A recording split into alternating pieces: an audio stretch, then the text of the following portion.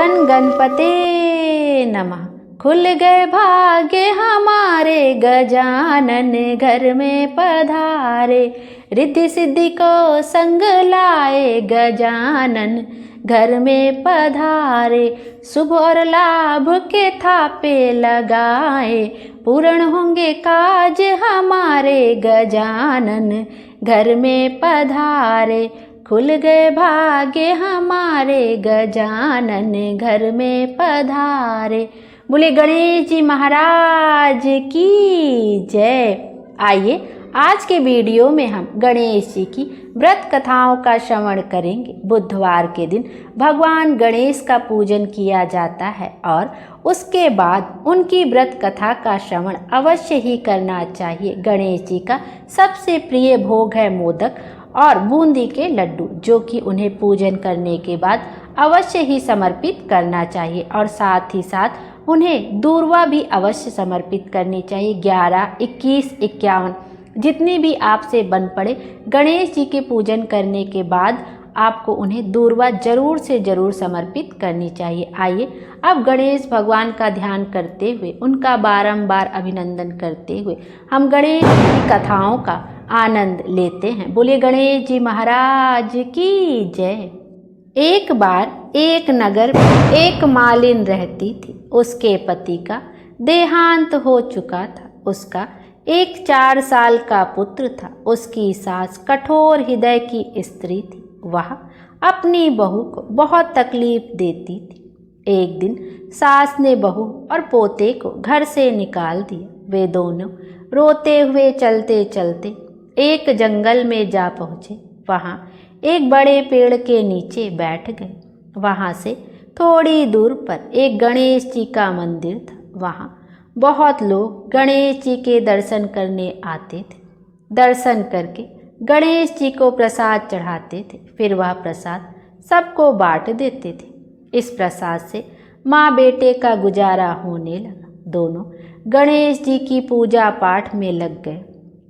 एक दिन उन्होंने सोचा, क्यों ना हम भी जंगल से फूल लाकर बेचें। वे रोज जंगल से फूल लाकर उसकी माला बनाकर बेचने लगे। साथ में पूजा की सामग्री और प्रसाद भी बेचने लगे। इससे उनको आमदनी होने लगी। गणेश जी की कृपा से आमदनी बढ़ने लगी। जल्द ही उन्होंने एक मकान और एक दुकान बना लिया। एक राजा की लड़की मंदिर में रोज पूजा करने आती थी। मालिन के बेटे को देख राजकुमारी उस पर मोहित हो गई और उससे विवाह करने की सोचने लगी। उसने अपनी भाभी से अपने मन की बात कही। भाभी बहुत अनुभवी थी। उसने कहा, यह तो मालिन का बेटा है और तुम एक राजा की बेटी हो। यदि तुमने उससे विवाह किया तो तुम्हारी बड़ी बेइज्जती होगी। पर राजकुमारी अपनी बात पर अड़ी रही। उसने कहा, मैंने तो प्रतिज्ञा कर ली है कि उसी से विवाह करूंगी। भाभी ने घर जाकर सारी बात राजा को बता दी। राजा ने मना नहीं किया और विवाह के लिए तैयार हो गए। उन्होंने बड़े धूमधाम से बेटी का विवाह मालिन के बेटे के साथ कर दिया।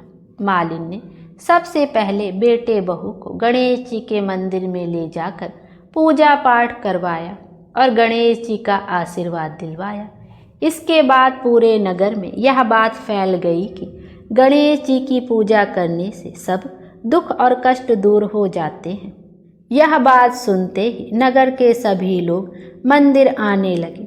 मालिन और उसके बेटे की बिक्री और बढ़ गई। उधर उसकी सास के बुरे दिन आ गए। अन्नदाता उससे रूठ गए और वह भूखों मरने लगी। एक दिन वह रोती धोती उसी गणेश जी के मंदिर में आ पहुंची। वहाँ वह मालिन के बेटे से बोली, मैं बहुत भूखी हूँ, मुझे रोटी कपड़ा दे देना। इसके बदले में मैं तुम्हारा सारा काम कर दूंगी। लड़के को दया आ गई और उसे काम पर रख लिया। उसने अपनी दादी को नहीं पहचाना। जब मालिन घर आई तो उसने सास को पहचान लिया। वह सास से बोली, सासू जी आप यहाँ कैसे? सास ने पोते की तरफ इशारा करके कहा, मेरी इस सेठ के यहाँ नौकरी लग गई है। बहू बोली, यह आपका पोता है और यह घर भी आपका ही है। यह दुकान भी आपकी ही है। जब आपने हमें घर से निकाला तब गणेश जी ने हमारी रक्षा की। बहू की बात सुनकर सास बोली, मेरी करनी मैंने भोग ली। बहू बोली, सासू जी अब आप हमारे यहाँ रहो और पोते का सुख देखो। हे गणेश जी महाराज, जैसा सुख आपने मालिन को दिया वैसा ही सबको देना। बोलिए गणेश जी महाराज की जय। आइए अब गणेश जी की व्रत कथा का भी श्रवण करते हैं। विनायक स्वरूप गणेश जी की कथा। किसी नगर में अपने पुत्र और पुत्र वधू के साथ एक नेत्रहीन बुढ़िया रहती थी। वह श्रद्धा पूर्वक विधि विधान से नित्य ही गणेश जी की पूजा आराधना किया करती थी। एक दिन प्रसन्न हो गणेश जी प्रकट हुए और बोले, बुढ़िया माँ, तू जो चाहे सो मांग ले। बुढ़िया बोली, कैसे और क्या मांगूं? मुझे तो मांगना आता ही नहीं है। तब गणेश जी बोले, अपने बेटे बहू से पूछ कर मांग लेना, मैं कल फिर आऊँगा। बुढ़िया ने बेटे से पूछा तो बेटा बोला कि धन मांग लो। बहू बोली कि पोता मांग लो। तब बुढ़िया ने सोचा कि ये दोनों तो अपने अपने मतलब की बात कह रहे हैं। अतः बुढ़िया ने पड़ोसिनों से पूछा। पड़ोसिनों ने कहा, बुढ़िया तू थोड़े ही दिन जिएगी, क्यों तू धन मांगे और क्यों पोता मांगे? तू तो आंखें मांग ले, जिससे तेरा बाकी जीवन आराम से कट जाए। लेकिन बुढ़िया ने पड़ोसिनों की बात नहीं मानी। उसने सोचा कि जिसमें बहू बेटा राजी हो वह मांग लूँ और अपने मतलब की चीज़ भी मांग लूँ। अगले दिन गणेश जी आए और बोले, बुढ़िया माँ, जो चाहे सो मांग ले। बुढ़िया बोली, यदि आप प्रसन्न हैं तो मुझे 9 करोड़ की माया दे, निरोगी काया दे, आँखों की रोशनी दे, पोता दे, सब परिवार को सुख दे और अंत में मोक्ष दे। गणेश जी बोले, बुढ़िया माँ, तूने तो हमें ठग लिया, किंतु तेरा वर तुझे मिलेगा। तथास्तु। इतना कहकर गणेश जी अंतर ध्यान हो गए।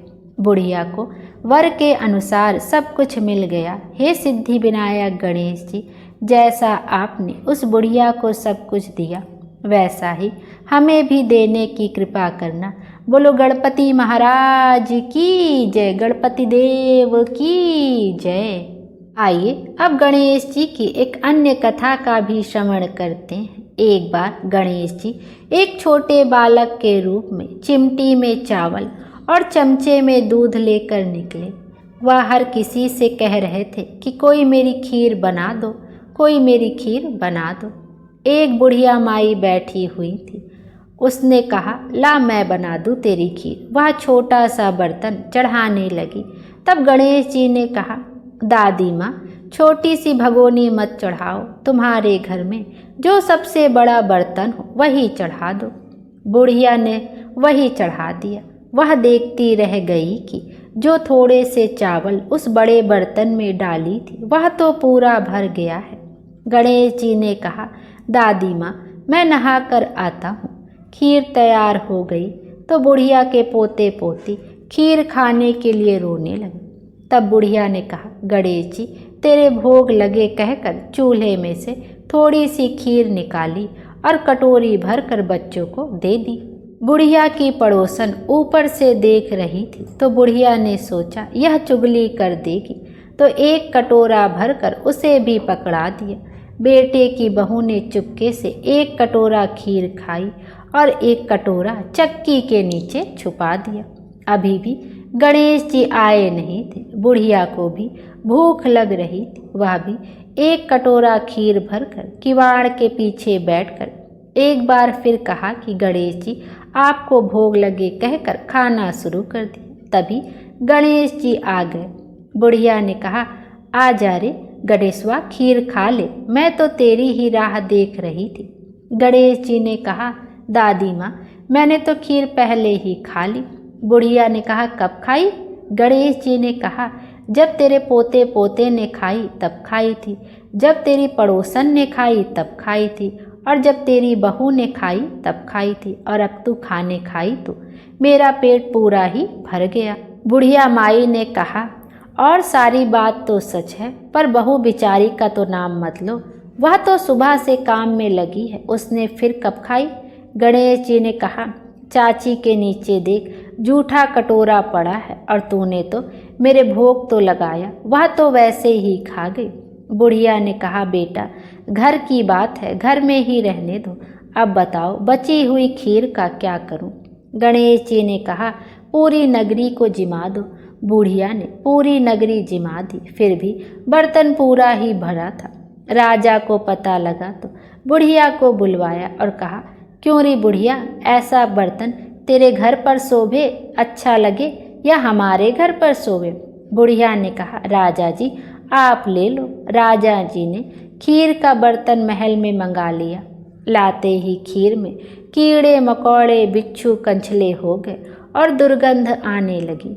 यह देखकर राजा जी ने बुढ़िया से कहा, बुढ़िया बर्तन वापस ले जा जो तुझे हमने दिया। बुढ़िया ने कहा, राजा जी आप देते हो, पहले ही कभी दे देते, यह बर्तन तो मुझे गणेश जी ने दिया है। बुढ़िया ने बर्तन वापस लिया।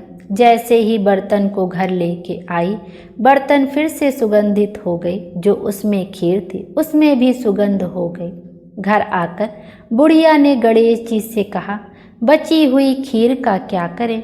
गणेश जी ने कहा, झोपड़ी के कोने में गड्ढा खोद कर गाड़ दो, उसी जगह सुबह उठकर वापस खोदोगी तो धन के 2 चरे मिलेंगे। ऐसा कहकर गणेश जी अंतर ध्यान हो गए। जाते समय झोपड़ी को लात मारते हुए गए तो झोपड़ी के स्थान पर महल हो गया।